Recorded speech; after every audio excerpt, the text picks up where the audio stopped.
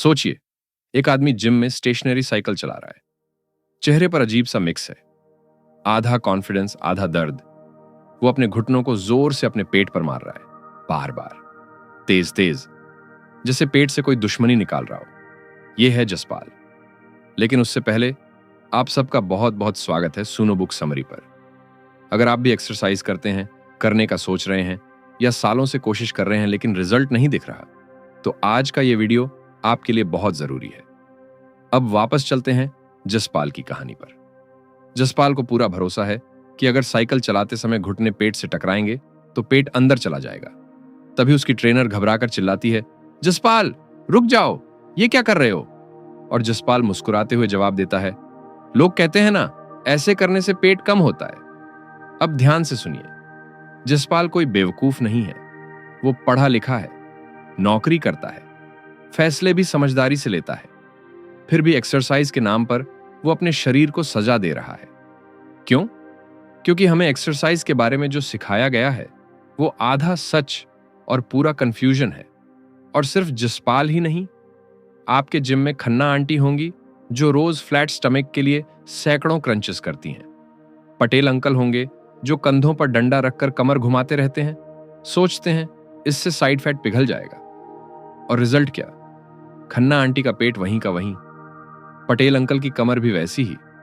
अगर कुछ कम हुआ है तो बस उनका टाइम और एनर्जी। अब एक और झटका सुनिए।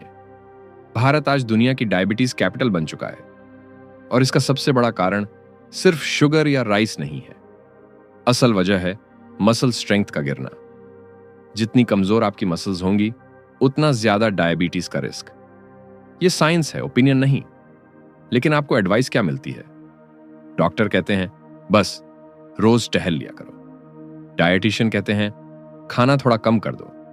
ट्रेनर कहते हैं और पसीना बहाओ जब तक थक कर गिर न जाओ।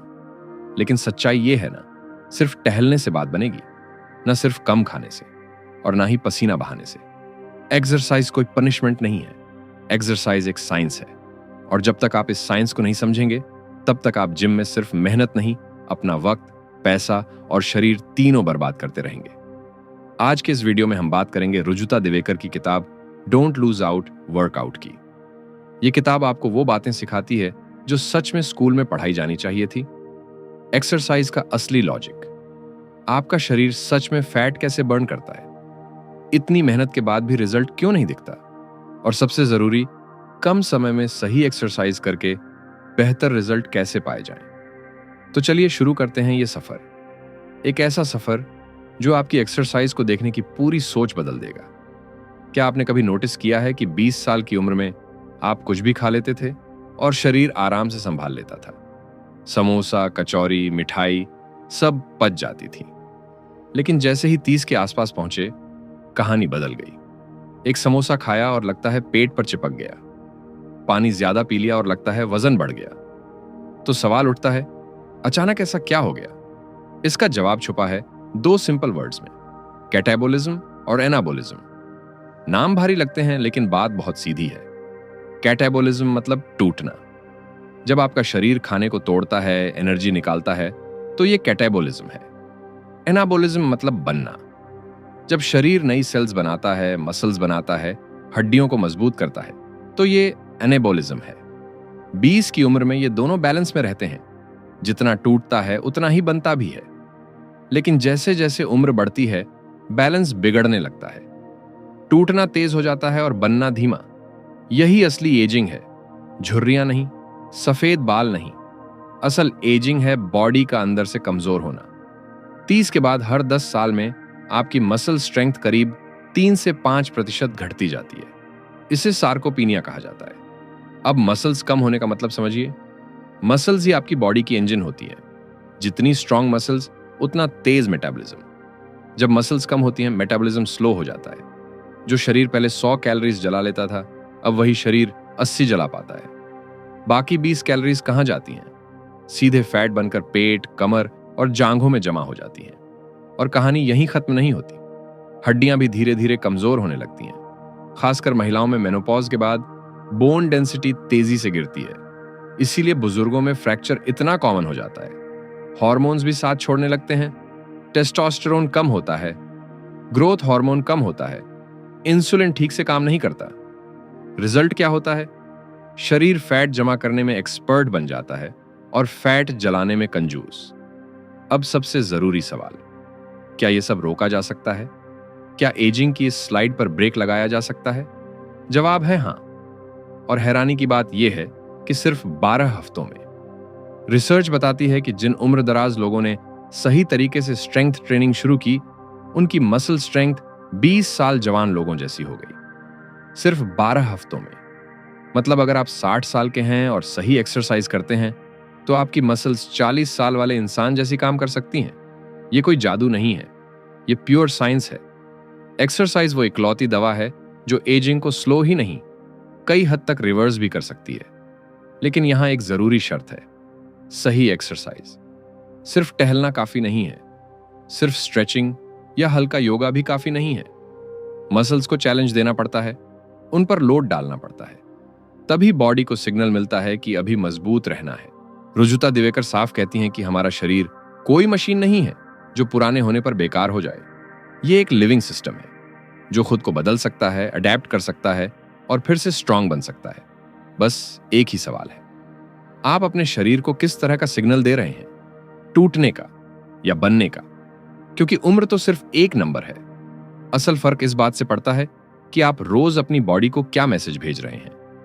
अब बात करते हैं उन झूठों की जो जिम से लेकर घर की बातचीत तक और सोशल मीडिया की रील्स से लेकर ट्रेनर्स की सलाह तक हर जगह फैल चुके हैं। ये झूठ इतने बार दोहराए गए हैं कि अब लोग इन्हें सच मानने लगे हैं। नतीजा यह है कि लाखों लोग रोज मेहनत करते हैं, पसीना बहाते हैं, लेकिन महीनों बाद भी आईने में वही शरीर देखते हैं। सबसे पहला और सबसे खतरनाक झूठ है स्पॉट रिडक्शन का। लोगों को लगता है कि अगर पेट कम करना है तो पेट की एक्सरसाइज करो, जांघें कम करनी है तो जांघों की एक्सरसाइज करो, और कमर की चर्बी घटानी है तो बस कमर घुमाते रहो। सुनने में यह बात बहुत लॉजिकल लगती है, लेकिन शरीर लॉजिक से नहीं, साइंस से चलता है। सच्चाई यह है कि जब आप एक्सरसाइज करते हैं तो फैट पूरे शरीर से कम होता है, किसी एक जगह से नहीं। आप चाहे 500 क्रंचेस करें या 1000, सिर्फ पेट की एक्सरसाइज करने से पेट की चर्बी नहीं जाती। रुजुता दिवेकर इस झूठ को एक मजेदार एग्जाम्पल से तोड़ती है। वो कहती हैं कि अगर स्पॉट रिडक्शन सच होता तो जो लोग दिन भर पान चबाते हैं उनके गाल पतले होने चाहिए थे, और जो लोग बहुत ज्यादा बोलते हैं उनकी ठुड्डी की चर्बी अपने आप कम हो जानी चाहिए थी। लेकिन ऐसा कभी नहीं होता, क्योंकि फैट कहां से कम होगा ये आपके जीन्स तय करते हैं, आपकी एक्सरसाइज नहीं। इसलिए अगली बार जब कोई ट्रेनर यह दावा करे कि इस एक्सरसाइज से यहीं की चर्बी कम होगी, तो समझ लीजिए कि वो आपको अधूरी सच्चाई बेच रहा है। दूसरा बड़ा झूठ है कि दौड़ने से घुटने खराब हो जाते हैं। यह बात इतनी बार दोहराई गई है कि लोगों के दिमाग में डर बैठ गया है, जबकि सच्चाई यह है कि दौड़ना घुटनों के लिए बुरा नहीं होता, बल्कि कमजोर मांसपेशियां घुटनों के लिए सबसे बड़ा खतरा होती हैं। जब जांघों, कूल्हों और पिंडलियों की मसल्स कमजोर होती हैं, तब घुटनों पर ज्यादा दबाव पड़ता है और दर्द शुरू होता है। रिसर्च बताती है कि जो लोग नियमित रूप से दौड़ते हैं उनमें आर्थराइटिस का खतरा उन लोगों से कम होता है जो बिल्कुल नहीं दौड़ते। इसका मतलब साफ है, दौड़ना घुटनों को कमजोर नहीं करता, बल्कि सही तैयारी के साथ उन्हें मजबूत बनाता है। इसलिए अगर घुटनों में दर्द है तो दौड़ना छोड़ने की बजाय पहले अपनी मसल्स मजबूत करना ज्यादा समझदारी है। तीसरा झूठ जो खासकर महिलाओं को डराता है वो है कि वजन उठाने से शरीर भारी भरकम हो जाता है। बहुत सी महिलाएं सोचती हैं कि अगर उन्होंने वेट्स उठा लिए तो बॉडी बिल्डर जैसी दिखने लगेंगी। लेकिन अगर ऐसा इतना आसान होता तो हर जिम में आर्नोल्ड श्वार्ज़नेगर जैसे लोग घूम रहे होते। सच्चाई यह है कि बड़ी और भारी मसल्स बनाना सालों की कड़ी मेहनत, खास डाइट और कई मामलों में ड्रग्स के बिना संभव ही नहीं है। एक आम महिला के शरीर में टेस्टोस्टेरोन बहुत कम होता है, जो मसल्स को बड़ा बनाने के लिए जरूरी होता है। उल्टा वेट ट्रेनिंग से शरीर ज्यादा फर्म, टोन्ड और बैलेंस्ड दिखने लगता है। रुजुता दिवेकर बताती हैं कि जो महिलाएं वेट ट्रेनिंग करती हैं वो अक्सर उन महिलाओं से ज्यादा फिट दिखती हैं जो सिर्फ कार्डियो पर भरोसा करती हैं, क्योंकि मसल्स फैट की तुलना में ज्यादा डेंस होती हैं और कम जगह घेरती हैं। चौथा झूठ यह है कि रोज 100 सूर्य नमस्कार कर लो, सब ठीक हो जाएगा। इसमें कोई शक नहीं कि सूर्य नमस्कार एक अच्छी एक्सरसाइज है, लेकिन समस्या तब शुरू होती है जब लोग बिना सही टेक्निक सीखे बिना शरीर को तैयार किए सिर्फ गिनती पूरी करने के चक्कर में इसे करने लगते हैं। रुजुता ने ऐसे कई केसेस देखे हैं जहां लोगों की कमर, घुटने और कंधे सिर्फ इसलिए खराब हो गए क्योंकि उन्होंने सही गाइडेंस के बिना सूर्य नमस्कार किए। किसी भी एक्सरसाइज का फायदा तभी होता है जब वो सही तरीके से की जाए। 10 सही सूर्य नमस्कार 100 गलत सूर्य नमस्कार से कहीं बेहतर होते हैं। पांचवां और शायद सबसे पॉपुलर झूठ यह है कि जितना ज्यादा पसीना उतनी ज्यादा चर्बी जली। इसी सोच की वजह से लोग गर्म कपड़े पहनकर एक्सरसाइज करते हैं, एसी बंद करके जिम में वर्कआउट करते हैं और पसीने को प्रोग्रेस का पैमाना मान लेते हैं। जबकि सच्चाई यह है कि पसीना सिर्फ शरीर का तापमान नियंत्रण करने का तरीका है, उसका फैट बर्निंग से कोई डायरेक्ट रिलेशन नहीं है। मोटे लोगों को पतले लोगों से ज्यादा पसीना आता है, लेकिन इसका मतलब यह नहीं कि वो ज्यादा फैट जला रहे हैं। ठंडे देशों में लोग कम पसीना बहाकर भी फिट रहते हैं और गर्म देशों में लोग ज्यादा पसीना बहाकर भी ओवरवेट रहते हैं। इसीलिए अगली बार जब कोई कहे कि आज बहुत पसीना बहाया, वर्कआउट बहुत बढ़िया था, तो ये याद रखिए कि पसीना वर्कआउट की क्वालिटी नहीं बताता। असली फर्क पड़ता है एक्सरसाइज के तरीके से और उस सिग्नल से जो आप अपने शरीर को दे रहे हैं। अब तक हमने ये समझ लिया कि एक्सरसाइज के नाम पर क्या क्या गलत चल रहा है। अब सवाल यह है कि फिर सही क्या है? शरीर असल में फैट कैसे जलाता है, यह समझने के लिए हमें शरीर के एनर्जी सिस्टम्स को समझना होगा। अपने शरीर को एक गाड़ी की तरह सोचिए। गाड़ी चलाने के लिए फ्यूल चाहिए। फर्क सिर्फ इतना है कि गाड़ी में एक ही तरह का फ्यूल होता है, जबकि हमारे शरीर में 3 अलग अलग एनर्जी सिस्टम्स होते हैं। और कौन सा सिस्टम कब चलेगा, यह इस बात पर डिपेंड करता है कि आप कैसी एक्सरसाइज कर रहे हैं। सबसे पहले आता है ATP-CP सिस्टम। यह सिस्टम तब काम करता है जब आप बहुत तेज और बहुत छोटी मेहनत करते हैं, जैसे भारी वजन उठाना, अचानक स्प्रिंट लगाना या ऊंची छलांग लगाना। यह सिस्टम बहुत पावरफुल होता है, लेकिन इसकी बैटरी बहुत जल्दी खत्म हो जाती है, सिर्फ 10 से 15 सेकंड में। इस सिस्टम में शरीर ATP नाम के केमिकल का इस्तेमाल करता है, जो मसल्स में पहले से जमा रहता है। एनर्जी तुरंत मिल जाती है, लेकिन उतनी ही जल्दी खत्म भी हो जाती है। इसलिए आप भारी वजन तो उठा लेते हैं, लेकिन ज्यादा देर तक नहीं। इसके बाद आता है दूसरा system, glycogen lactic acid system. जब एक्सरसाइज 10 सेकंड से ज्यादा चले और 2 मिनट से कम रहे, तब यह सिस्टम एक्टिव होता है, जैसे तेज सीढ़ियां चढ़ना, मध्यम दूरी की दौड़ या जिम में लगातार कई रेप्स करना। इस सिस्टम में शरीर ग्लाइकोजन का इस्तेमाल करता है, जो कार्बोहाइड्रेट्स से बनता है और मसल्स में जमा रहता है। इसी प्रोसेस में लैक्टिक एसिड बनता है, जिसकी वजह से मसल्स में जलन होती है और कुछ देर बाद थकान महसूस होने लगती है। तीसरा और सबसे ज्यादा मिसअंडरस्टूड सिस्टम है एरोबिक सिस्टम। जब एक्सरसाइज धीमी लेकिन लंबी होती है, जैसे टहलना, हल्की दौड़, स्विमिंग या साइकिलिंग, तब यह सिस्टम काम करता है। इसमें शरीर ऑक्सीजन की मदद से एनर्जी बनाता है। और हां, इसी सिस्टम में फैट सबसे ज्यादा यूज होता है। अब यहीं पर लोग एक बड़ी गलती कर बैठते हैं। लोग सोचते हैं कि जब एरोबिक एक्सरसाइज में फैट जलता है तो बस वही करनी चाहिए। इसलिए घंटों ट्रेडमिल पर चलना, लंबी साइकिलिंग करना, एरोबिक्स क्लासेस लेना और मान लेना कि यही फैट लॉस का पूरा सॉल्यूशन है। लेकिन यहीं पर कहानी में एक ऐसा ट्विस्ट आता है जो पूरी सोच बदल देता है। आफ्टर बर्न का कॉन्सेप्ट। जब आप एरोबिक एक्सरसाइज करते हैं तो फैट सिर्फ उसी समय जलता है जब आप एक्सरसाइज कर रहे होते हैं। जैसे ही आप रुके, फैट बर्निंग भी रुक गई। लेकिन जब आप एनाएरोबिक एक्सरसाइज करते हैं, जैसे वेट ट्रेनिंग या हाई इंटेंसिटी वर्कआउट, तब शरीर बिल्कुल अलग तरह से रिएक्ट करता है। इसे साइंस की भाषा में EPOC कहते हैं, यानी excess post exercise oxygen consumption. आसान भाषा में इसे आफ्टर बर्न इफेक्ट कहा जाता है। जब आप भारी वजन उठाते हैं या तेज इंटेंसिटी वाला वर्कआउट करते हैं, तो आपकी मसल्स में माइक्रोस्कोपिक लेवल पर छोटे छोटे टीयर्स आते हैं। डरने वाली बात नहीं है, यही प्रोसेस मसल्स को मजबूत बनाता है। अब इन टीयर्स को रिपेयर करने के लिए शरीर को एक्स्ट्रा एनर्जी चाहिए होती है, और ये एनर्जी शरीर फैट से निकालता है। सबसे इंटरेस्टिंग बात यह है कि ये आफ्टर बर्न इफेक्ट एक्सरसाइज खत्म होने के बाद भी चलता रहता है, कई बार 24 से 48 घंटे तक। मतलब आपने आज सुबह वेट ट्रेनिंग की और आपका शरीर कल शाम तक भी फैट जला रहा है।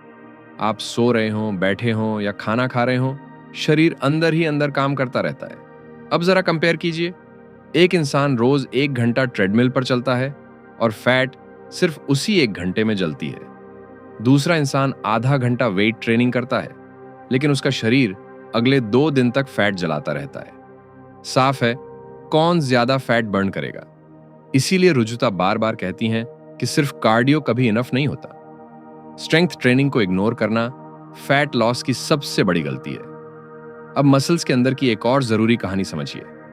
हमारी मसल्स में 2 तरह के फाइबर्स होते हैं, टाइप 1 फाइबर जिन्हें स्लो ट्विच फाइबर कहते हैं और टाइप 2 फाइबर जिन्हें फास्ट ट्विच फाइबर कहा जाता है। टाइप 1 फाइबर लंबी और धीमी गतिविधि के लिए बने होते हैं। टहलना, धीरे दौड़ना, लंबी साइकिलिंग, इन सब में यही फाइबर्स काम करते हैं। टाइप 2 फाइबर्स तेज और ताकतवर मूवमेंट्स के लिए होते हैं। वजन उठाना, स्प्रिंट करना, कूदना, अचानक तेज एफर्ट लगाना, ये सब टाइप 2 फाइबर्स का काम है। अब फर्क यहां समझिए। टाइप 2 फाइबर्स एनर्जी ज्यादा कंज्यूम करते हैं। मतलब अगर आपके शरीर में टाइप 2 फाइबर्स एक्टिव और स्ट्रांग हैं, तो आप आराम की हालत में भी ज्यादा कैलोरीज जलाते हैं। और टाइप 2 फाइबर कैसे होते हैं? स्ट्रेंथ ट्रेनिंग से, हैवी वेट्स से, एक्सप्लोसिव मूवमेंट्स से। इसीलिए जो लोग सिर्फ कार्डियो करते हैं और वेट्स को हाथ तक नहीं लगाते, उनका मेटाबॉलिज्म धीरे धीरे स्लो होता चला जाता है। और जो लोग स्ट्रेंथ ट्रेनिंग करते हैं, उनका मेटाबॉलिज्म नेचुरली तेज रहता है। रुजुता इसे एक बहुत सिंपल एग्जाम्पल से समझाती हैं। वो कहती हैं कि जैसे खाने में सिर्फ एक चीज खाने से शरीर हेल्थी नहीं रहता, वैसे ही एक्सरसाइज में भी सिर्फ एक टाइप की एक्सरसाइज काफी नहीं होती। जैसे प्लेट में रोटी भी चाहिए, सब्जी भी, दाल भी और थोड़ा चावल भी, वैसे ही वर्कआउट में कार्डियो भी चाहिए, स्ट्रेंथ भी चाहिए, फ्लेक्सिबिलिटी भी चाहिए और रेस्ट भी चाहिए। होलसम भोजन की तरह होलसम वर्कआउट जरूरी है। अगर मुझसे कोई पूछे कि सारी एक्सरसाइजेस छोड़कर सिर्फ एक ही एक्सरसाइज करनी हो तो कौन सी करनी चाहिए, तो मेरा जवाब बहुत साफ होगा, स्ट्रेंथ ट्रेनिंग। बिना सोचे, बिना झिझके। और ये कोई पर्सनल प्रेफरेंस नहीं है, साइंस भी यही कहती है। दुनिया भर की रिसर्च एक ही बात दोहराती है कि स्ट्रेंथ ट्रेनिंग वो एक्सरसाइज है जो सिर्फ शरीर नहीं, पूरी जिंदगी की क्वालिटी बदल देती है। लेकिन स्ट्रेंथ ट्रेनिंग का नाम सुनते ही लोगों के दिमाग में एक ही इमेज आती है, बड़े बड़े डंबल्स, जिम में पसीने से भीगा शरीर और बॉडी बिल्डर्स जैसा भारी भरकम दिखना। यही सबसे बड़ी गलतफहमी है। स्ट्रेंथ ट्रेनिंग का असली मतलब है अपनी मसल्स पर लोड डालना, ताकि शरीर को सिग्नल मिले कि अभी मजबूत रहना है। ये लोड आपके अपने शरीर का वजन भी हो सकता है। पुशअप्स, स्क्वाट्स, लंजेस, सब स्ट्रेंथ ट्रेनिंग ही है। रेजिस्टेंस बैंड से एक्सरसाइज करना भी स्ट्रेंथ ट्रेनिंग है। और हां, डंबल्स और मशीन से वर्कआउट करना भी स्ट्रेंथ ट्रेनिंग का ही हिस्सा है। अब जरा इसके फायदे समझिए, क्योंकि यही वो पॉइंट है जहां लोगों की सोच बदलती है। सबसे पहले डायबिटीज की बात करते हैं। रिसर्च बताती है कि स्ट्रेंथ ट्रेनिंग कई मामलों में डायबिटीज की दवाइयों से भी ज्यादा असरदार होती है ब्लड शुगर कंट्रोल करने में। सुनने में अजीब लगता है, लेकिन यह सच है। इसका रीजन बहुत सिंपल है। मसल्स शरीर में ग्लूकोज का सबसे बड़ा स्टोर हाउस होती है। जितनी ज्यादा मसल्स होंगी, उतना ज्यादा ग्लूकोज वो अपने अंदर ले पाएंगी। और जब ग्लूकोज मसल्स में जाता है, तो खून में शुगर अपने आप कम हो जाती है। यही वजह है कि जिन लोगों की मसल्स कमजोर होती हैं, उन्हें डायबिटीज का खतरा ज्यादा होता है। और जो लोग रेगुलर स्ट्रेंथ ट्रेनिंग करते हैं, उनका डायबिटीज ज्यादा स्टेबल रहता है। अब दिल की सेहत की बात करें। आमतौर पर लोगों को लगता है कि दिल के लिए सिर्फ कार्डियो ही जरूरी है दौड़ना, चलना, साइकिलिंग करना। लेकिन रिसर्च साफ दिखाती है कि स्ट्रेंथ ट्रेनिंग भी दिल के लिए उतनी ही फायदेमंद है। स्ट्रेंथ ट्रेनिंग से ब्लड प्रेशर कंट्रोल में रहता है, कोलेस्ट्रॉल बैलेंस होता है, हार्ट रेट इंप्रूव होती है और हार्ट अटैक का रिस्क भी कम होता है। मतलब दिल सिर्फ दौड़ने से नहीं, मसल्स मजबूत होने से भी खुश रहता है। हड्डियों की मजबूती की बात करें तो यहाँ स्ट्रेंथ ट्रेनिंग का कोई मुकाबला नहीं है। उम्र बढ़ने के साथ हड्डियां कमजोर होती जाती हैं। खासकर महिलाओं में मेनोपॉज के बाद ऑस्टियोपोरोसिस का खतरा बहुत बढ़ जाता है। स्ट्रेंथ ट्रेनिंग में जब आप वेट उठाते हैं तो हड्डियों पर दबाव पड़ता है। यही दबाव हड्डियों को सिग्नल देता है कि उन्हें और मजबूत होना है।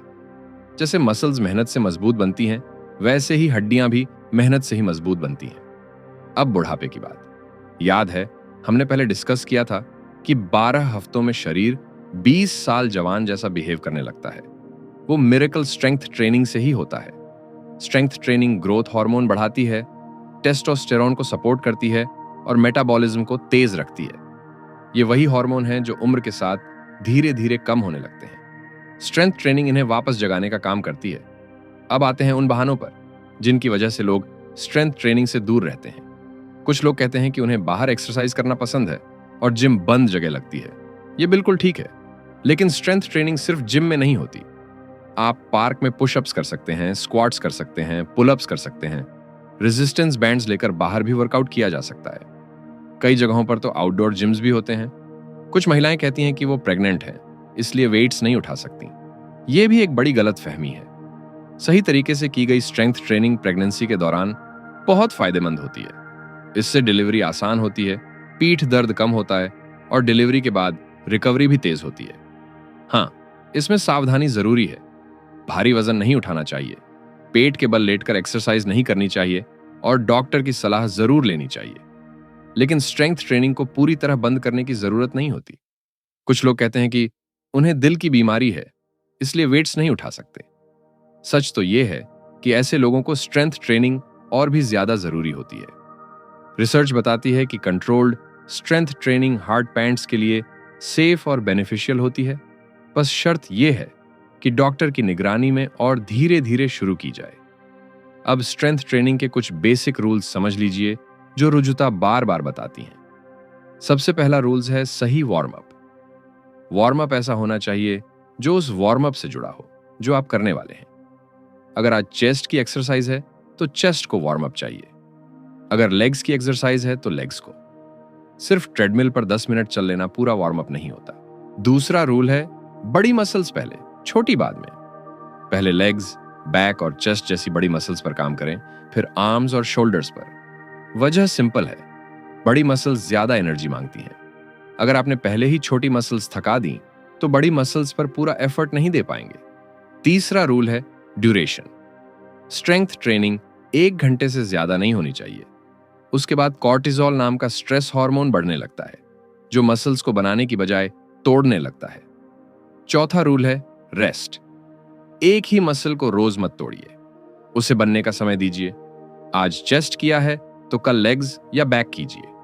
किसी भी मसल को कम से कम 48 घंटे का आराम चाहिए। वर्कआउट के बाद भी स्ट्रेंथ ट्रेनिंग खत्म नहीं होती। रुजुता इसके लिए 4 जरूरी चीजें बताती हैं जिन्हें वो 4 आर कहती हैं। पहला आर है रिहाइड्रेट। वर्कआउट में जो पानी निकला है उसे वापस लाना जरूरी है। दूसरा आर है रिप्लेनिश। वर्कआउट के 30 मिनट के अंदर कुछ खाना जरूरी है, केला, शकरकंद या कोई फल। इससे मसल्स का ग्लाइकोजन वापस भरता है। तीसरा आर है रिपेयर। वर्कआउट के 2 घंटे के अंदर प्रोटीन लेना जरूरी है। दाल, पनीर, अंडा, चिकन या वे प्रोटीन। यही मसल्स की असली मरम्मत करता है। और चौथा आर है रिकवर। अच्छी नींद, क्योंकि सच यह है कि मसल्स जिम में नहीं, नींद में बनती है। अब तक हमने स्ट्रेंथ ट्रेनिंग की बात की, लेकिन इसका मतलब यह बिल्कुल नहीं है कि कार्डियो और योगा बेकार है। ऐसा सोचना खुद एक नई गलती होगी। सच यह है कि कार्डियो और योगा दोनों ही बहुत जरूरी हैं। फर्क सिर्फ इतना है कि इन्हें किस मकसद से और किस तरीके से किया जा रहा है। सबसे पहले कार्डियो की बात करते हैं। ज्यादातर लोग मानते हैं कि कार्डियो का मतलब है चर्बी जलाना। यह बात पूरी तरह गलत नहीं है, लेकिन अधूरी जरूर है। कार्डियो का असली मकसद है दिल को मजबूत बनाना। इसी वजह से इसे कार्डियोवैस्कुलर एक्सरसाइज कहा जाता है। कार्डियो यानी दिल और वैस्कुलर यानी नसें। आपका दिल एक पंप की तरह काम करता है जो खून को पूरे शरीर में पहुंचाता है। जितना मजबूत यह पंप होगा उतना बेहतर खून का फ्लो होगा, और जितना बेहतर ब्लड फ्लो उतनी अच्छी ओवरऑल हेल्थ। दिल की ताकत 2 चीजों से समझी जाती है। पहली है हार्ट रेट, यानी 1 मिनट में दिल कितनी बार धड़कता है। दूसरी है स्ट्रोक वॉल्यूम, यानी एक धड़कन में दिल कितना खून पंप करता है। कमजोर दिल को ज्यादा बार धड़कना पड़ता है क्योंकि वो एक बार में कम खून भेज पाता है। मजबूत दिल कम बार धड़कता है क्योंकि वो एक ही धड़कन में ज्यादा काम कर लेता है। रुजुता इसे एक शानदार एग्जाम्पल से समझाती है। मशहूर टेनिस खिलाड़ी बोरिस बेकर की रेस्टिंग हार्ट रेट सिर्फ 32 थी, यानी आराम की हालत में उनका दिल 1 मिनट में सिर्फ 32 बार धड़कता था। वहीं एक आम इंसान की रेस्टिंग हार्ट रेट 70 से 80 होती है। इसका मतलब यह हुआ कि बेकर का दिल एक धड़कन में उतना खून पंप कर लेता था जितना आम इंसान का दिल 2 या 3 धड़कनों में करता है। यही कार्डियो का असली फायदा है। दिल इतना एफिशिएंट बन जाए कि उसे कम मेहनत करनी पड़े। अब सवाल आता है कि कार्डियो सही तरीके से कैसे करें। इसके लिए एक सिंपल गाइडलाइन है जिसे FITT फॉर्मूला कहते हैं। फ्रीक्वेंसी यानी हफ्ते में कितनी बार, तो 3 से 5 बार कार्डियो काफी है। इंटेंसिटी यानी कितनी तेज, इसे हार्ट रेट से समझा जाता है। कार्डियो के दौरान आपकी हार्ट रेट आपकी मैक्सिमम हार्ट रेट के करीब 60 से 80% के बीच होनी चाहिए। टाइम यानी कितनी देर, 30 से 60 मिनट के बीच होनी चाहिए, तो 20 से 60 मिनट पर्याप्त है। और टाइप यानी कौन सी कार्डियो, तो दौड़ना, चलना, साइकिलिंग, स्विमिंग, डांसिंग, जो आपको पसंद हो वही सबसे अच्छा है।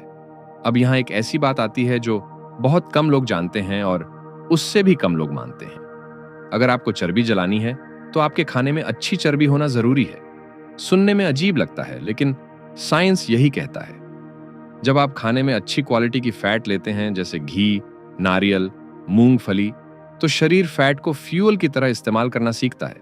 इसे फैट एडेप्टेशन कहा जाता है। जो लोग बिल्कुल फैट फ्री खाना शुरू कर देते हैं उनका शरीर फैट जलाना भूल जाता है। वो सिर्फ कार्बोहाइड्रेट्स पर डिपेंड करने लगता है और जैसे ही कार्बोहाइड्रेट्स खत्म होती हैं, थकान, चक्कर और तेज भूख शुरू हो जाती है। इसी वजह से रुजुता बार बार कहती हैं कि अगर फैट बर्न करना है तो फैट से डरना बंद करो। घी खाओ, नारियल की चटनी खाओ, मूंगफली खाओ, शरीर को सही फ्यूल दो। अब बात करते हैं योगा की। योगा को लेकर भी बहुत सारी गलतफहमियां फैली हुई हैं। कुछ लोग मानते हैं योगा सिर्फ स्ट्रेचिंग है, कुछ मानते हैं योगा से वजन कम होता है, कुछ को लगता है योगा सिर्फ बुजुर्गों के लिए है। सच यह है कि योगा इनमें से कोई एक चीज नहीं है। योगा एक पूरी जीवन पद्धति है जो हजारों साल पुरानी है। योगा के 8 अंग होते हैं जिन्हें अष्टांग योग कहा जाता है। इनमें यम और नियम आते हैं जो हमारे सोशल और पर्सनल बिहेवियर से जुड़े हैं। आसन आते हैं जो शरीर से जुड़े हैं। प्राणायाम आता है जो सांस से जुड़ा है। फिर प्रत्याहार, धारणा, ध्यान और अंत में समाधि आती है जो मन और चेतना से जुड़ी अवस्थाएं हैं। अब मजेदार बात यह है कि जिम या क्लास में जो योगा हम करते हैं वो सिर्फ तीसरा अंग है यानी आसन। बाकी 7 अंगों की तो हमें अक्सर जानकारी ही नहीं होती। रुजुता साफ कहती हैं कि योगा को सिर्फ आसन तक सीमित करना योगा के साथ अन्याय है। यह ऐसा ही है जैसे किसी किताब का सिर्फ एक चैप्टर पढ़कर कहना कि पूरी किताब समझ ली। इसीलिए योगा सीखते वक्त सही टीचर चुनना बहुत जरूरी हो जाता है। एक अच्छा योगा टीचर कभी यह दावा नहीं करेगा कि योगा से वजन कम हो जाएगा या किसी बीमारी का इलाज हो जाएगा। वो योगा को दवाई की तरह नहीं, जीवन जीने के तरीके की तरह सिखाएगा। अच्छा टीचर आपको धीरे धीरे आगे बढ़ाएगा, पहले दिन से मुश्किल आसन नहीं करवाएगा। वो आपके शरीर की सीमाओं को समझेगा और सबसे जरूरी बात, वो सांस पर बहुत जोर देगा क्योंकि बिना सही सांस के आसन अधूरा होता है। योगा के नाम पर कुछ नए झूठ भी चल पड़े हैं, जैसे हॉट योगा। लोग सोचते हैं कि गर्म कमरे में योगा करने से ज्यादा फायदा होगा। सच ये है कि गर्मी में मसल्स थोड़ी ढीली हो जाती हैं, इसलिए स्ट्रेच ज्यादा दिखता है। लेकिन इसका मतलब ये नहीं कि फायदा ज्यादा हो रहा है। उल्टा डिहाइड्रेशन और इंजरी का खतरा बढ़ जाता है। पावर योगा भी ऐसा ही एक नाम है। यह असल में तेज तेज आसन बदलना है जिसे योगा का लेबल दे दिया गया है। जबकि ट्रेडिशनल योगा में हर आसन में रुकना, सांस को महसूस करना और शरीर से जुड़ना जरूरी होता है। योगा फॉर वेट लॉस भी एक अधूरी सोच है। योगा से वजन कम हो सकता है लेकिन वो इसका मुख्य मकसद नहीं है। योगा का मकसद है शरीर और मन के बीच संतुलन बनाना, क्लैरिटी लाना और शांति देना। वजन कम होना सिर्फ एक साइड इफेक्ट है। योगा में एक बहुत सुंदर कॉन्सेप्ट है, मिताहार। इसका मतलब है संतुलित भोजन, ना बहुत ज्यादा ना बहुत कम। जब भूख लगे तब खाओ, जितनी भूख हो उतना खाओ, ताजा खाओ। आज की दुनिया में हम या तो एक्सट्रीम डाइटिंग करते हैं या बिना सोचे ओवर ईटिंग। योगा हमें फिर से बीच का रास्ता याद दिलाता है। यही असली बैलेंस है। कार्डियो दिल के लिए, स्ट्रेंथ ट्रेनिंग मसल्स के लिए और योगा शरीर और मन के तालमेल के लिए। जब ये तीनों सही तरीके से जुड़ते हैं तब एक्सरसाइज सच में काम करती है। अब तक हमने बहुत सारी बातें समझ ली हैं। मेटाबॉलिज्म क्या होता है, एक्सरसाइज के मिथ्स क्या हैं, शरीर की एनर्जी सिस्टम्स कैसे काम करती हैं, स्ट्रेंथ ट्रेनिंग क्यों जरूरी है, कार्डियो और योगा का सही मतलब क्या है। लेकिन सच्चाई यह है कि यह सारी जानकारी तब तक बेकार है जब तक आप 4 बुनियादी सिद्धांतों को अपनी जिंदगी में नहीं उतारते। ये 4 सिद्धांत एक्सरसाइज की नींव है। इनके बिना कोई भी वर्कआउट अधूरा है, चाहे वो कितना ही मॉडर्न क्यों ना दिखे। पहला सिद्धांत है स्टिमुलेट करना, यानी शरीर को उकसाना। शरीर तभी बदलता है जब उसे चैलेंज मिले। अगर आप रोज वही एक्सरसाइज कर रहे हैं, उतने ही वजन उठा रहे हैं, उतनी ही देर दौड़ रहे हैं, तो शरीर को बदलने की कोई वजह ही नहीं मिलती। उसे तो आदत पड़ गई है। इसी को प्रोग्रेसिव ओवरलोड कहा जाता है। मतलब धीरे धीरे शरीर से ज्यादा मांग करना। आज अगर आप 5 किलो उठा रहे हैं तो कुछ हफ्तों बाद 5.5 उठाइए। आज 20 मिनट दौड़ रहे हैं तो धीरे धीरे समय बढ़ाइए। शरीर स्वभाव से थोड़ा आलसी होता है। जब तक आप उसे साफ संकेत नहीं देंगे कि अब मजबूत बनना है, वो बदलने की कोशिश ही नहीं करेगा। हाँ, यहां समझदारी जरूरी है। इतना भार मत बढ़ाइए कि चोट लग जाए। बदलाव धीरे लेकिन लगातार होना चाहिए। दूसरा सिद्धांत है अडैप्ट करना, यानी ढलना। इसे साइंस की भाषा में SAID प्रिंसिपल कहते हैं। मतलब शरीर उसी तरह ढलता है जैसी मांग उस पर डाली जाती है। अगर आप दौड़ते हैं तो शरीर दौड़ने में बेहतर होता जाएगा। अगर वजन उठाते हैं तो वजन उठाने में, अगर तैरते हैं तो तैरने में। इसका सीधा मतलब यह है कि आपको वही एक्सरसाइज करनी चाहिए जिसमें आप बेहतर बनना चाहते हैं। लेकिन इसका एक दूसरा पहलू भी है। अगर आप सिर्फ एक ही तरह की एक्सरसाइज करते रहेंगे तो शरीर सिर्फ उसी में अच्छा होगा और बाकी चीजें कमजोर रह जाएंगी। इसी वजह से होलसम वर्कआउट जरूरी है, जिसमें स्ट्रेंथ, कार्डियो, फ्लेक्सिबिलिटी और बैलेंस सब शामिल हो। तीसरा सिद्धांत है रिकवर करना, यानी ठीक होना। यह सबसे अहम सिद्धांत है और सबसे ज्यादा इग्नोर भी यही किया जाता है। एक्सरसाइज करते वक्त आप शरीर को मजबूत नहीं बना रहे होते, बल्कि तोड़ रहे होते हैं। मांसपेशियों में छोटे छोटे टीयर्स आते हैं, एनर्जी खर्च होती है, शरीर थकता है। यह सब कैटाबॉलिज्म है, यानी टूटना। असली मजबूती रिकवरी के दौरान आती है। जब आप आराम करते हैं, सोते हैं, खाते हैं, तब शरीर खुद को रिपेयर करता है और पहले से ज्यादा मजबूत बनाता है। यही एनाबॉलिज्म है, यानी बनना। इसीलिए रुजुता साफ कहती हैं कि एक्सरसाइज कैटाबॉलिक है और रिकवरी एनाबॉलिक। दोनों बराबर जरूरी हैं। अगर आप सिर्फ रोज रोज जिम जाकर शरीर को तोड़ते रहेंगे और उसे बनने का वक्त नहीं देंगे, तो नतीजा कमजोरी ही होगा। एक मसल को कम से कम 48 घंटे का आराम चाहिए और नींद सबसे बड़ी रिकवरी है। ग्रोथ हार्मोन नींद में निकलता है। अगर नींद सही नहीं है तो आपकी सारी मेहनत अधूरी रह जाती है। चौथा सिद्धांत है रेगुलर रहना, यानी निरंतरता। यह सुनने में सबसे आसान लगता है, लेकिन असल में सबसे मुश्किल यही है। शरीर एक दिन या एक हफ्ते में नहीं बदलता। असली बदलाव महीनों में दिखता है। इसे यूज इट और लूज इट कहते हैं। जिन मसल्स का इस्तेमाल करेंगे वो मजबूत रहेंगी, जिनका नहीं करेंगे वो कमजोर हो जाएंगी। इसलिए एक्सरसाइज को किसी टेम्पररी प्लान की तरह नहीं, रोजमर्रा की आदत की तरह देखना जरूरी है, जैसे खाना, नहाना और सोना। अब ये सिद्धांत किताबों में अच्छे लगते हैं, लेकिन असली असर तब दिखता है जब इन्हें जिंदगी में उतारा जाए। इसीलिए अब कुछ असली कहानियां सुनते हैं। पहली कहानी है डॉक्टर रसिका की। रसिका खुद डॉक्टर थीं, बहुत डिसिप्लिन्ड। रोज सुबह 1.5 घंटा जिम जाती थीं और सिर्फ कार्डियो करती थीं। ट्रेडमिल, क्रॉस ट्रेनर, साइकिलिंग, सब कुछ। पसीने से भीगी हुई निकलती थीं, लेकिन उन्हें चक्कर आते थे। हर वक्त थकान रहती थी और वजन भी कम नहीं हो रहा था। दिक्कत यह थी कि वो ओवर ट्रेनिंग कर रही थीं। बहुत ज्यादा कार्डियो, बिना स्ट्रेंथ ट्रेनिंग के, बिना सही रिकवरी के। शरीर टूट रहा था लेकिन बन नहीं रहा था। रुजुता ने उनका वर्कआउट बदला, कार्डियो कम किया, स्ट्रेंथ ट्रेनिंग जोड़ी, खाने में घी और प्रोटीन बढ़ाया। नतीजा यह हुआ कि चक्कर बंद हो गए, थकान गायब हो गई और वजन भी धीरे धीरे कम होने लगा। दूसरी कहानी है फिरोज की। फिरोज एक बिजनेसमैन थे जिनका पेट बाहर निकला हुआ था। उन्होंने ट्रेनर से साफ कहा, बस पेट कम कर दो। ट्रेनर ने उन्हें रोज 1 घंटा कार्डियो करवाया, महीनों तक, लेकिन पेट वहीं का वहीं रहा।